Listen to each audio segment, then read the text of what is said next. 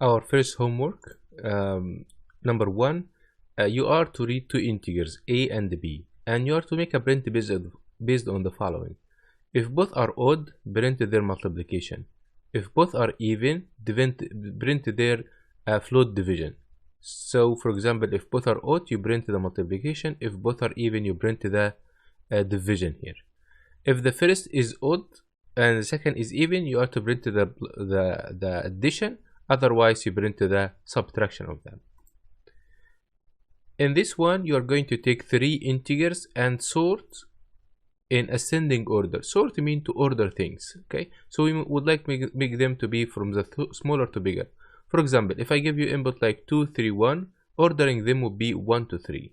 A question for you: how many inputs are very possible if I give you 3 digits that are of different values? What if they have some equal values? Think about it just for fun. Maximum but constraint. You are to read 3 integers and you have to find the biggest one out of them such that it must be less than 100. If no such number, print -1.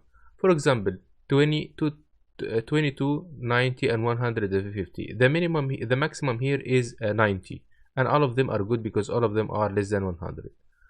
But here, for example, 50 and 100 and 150. The maximum is 50 only. Why? Because both 100 and 150 will be discarded. In this case, all of them are greater than 100, so all of them will be discarded. So we are going to return -1. Conditional count. You will read 6 numbers. The first number of them is x. Then we have 5 other numbers, and you print 2 values.